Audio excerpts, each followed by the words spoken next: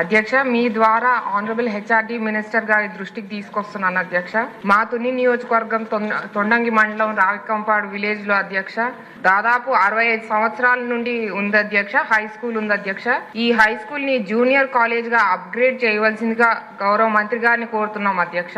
ఇక్కడ land available చాలా ఉంది అధ్యక్ష. ఈ స్కూల్ కి కాంపౌండ్ కూడా చాలా ఎక్కువగా ఉంది అధ్యక్ష.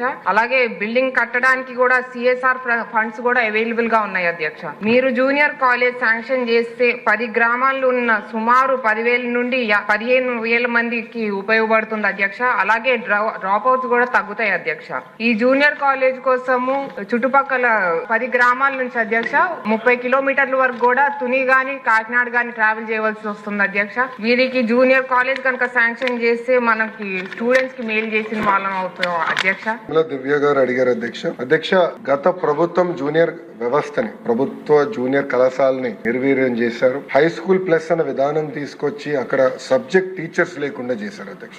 దానివల్ల పిల్లలకి అన్యాయం చేసిన వారు అయ్యాం. మార్కులు సరిగా రాలా, పర్ఫార్మెన్స్ లేకుండా పోయింది అధ్యక్ష. కూటమి అంటే ప్రజా ప్రభుత్వం వచ్చిన తర్వాత అది మొత్తం ప్రక్షాళన చేశాం, కరికులం ఇంప్రూవ్ చేశాం, జూనియర్ కళాశాలని బలోపేతం చేశాం అధ్యక్ష. ఈరోజు నేను గర్వంగా చెప్తున్నాను అధ్యక్ష, సుమారుగా 40% ఇంప్రూవ్మెంట్ తీసుకొచ్చాం అధ్యక్ష. అడ్మిషన్స్ లో ప్రభుత్వ జూనియర్ కళాశాల వీ హావ్ ఇంప్రూవ్డ్ అడ్మిషన్స్. మధ్యాహ్న భోజనం ఏర్పాటు చేశాం, ఉచితంగా పుస్తకాలు ఇస్తున్నాం, కాంపిటేటివ్ ఎగ్జామ్స్ కి కావాల్సిన మెటీరియల్ కూడా ఈ రోజు ప్రభుత్వ జూనియర్ కళాశాలలో మేము అందిస్తున్నాం అధ్యక్ష. ఆ లక్ష్యం ఒకటే, ప్రైవేట్ కళాశాలతో ధీటుగా ప్రభుత్వ జూనియర్ కళాశాల మేము తీర్చిదిద్దుతాం. కంటెంట్ తయారు చేసాం, డిజిటల్ కంటెంట్ తయారు చేసాం, పర్ఫార్మెన్స్ ఎవ్రీ వీక్స్ కూడా పోటీ పరీక్షలకి ప్రిపేర్ చేసే విధంగా ఎగ్జామ్స్ నిర్వహిస్తున్నాం. దానికి కావాల్సిన టెక్నాలజీ ఇవాల్యుయేషన్ కూడా చేస్తున్నాం అధ్యక్ష. అది ఒక భాగం. రెండోది యనమల దివ్య గారు కోరినట్టు అధ్యక్ష, కొంచెం నేను వివరాలు తీసుకుంటాం మేడం గారి దగ్గర నుంచి. ఎందుకంటే మండలానికి ఒక జూనియర్ కళాశాల అనేది మేము తీసుకున్న తొలి నిర్ణయం. సో ఆ మండలంలో ఆల్రెడీ జూనియర్ కళాశాల ఉందా లేదో గౌరవ సభ్యురాల దగ్గర ఇన్ఫర్మేషన్ తీసుకుని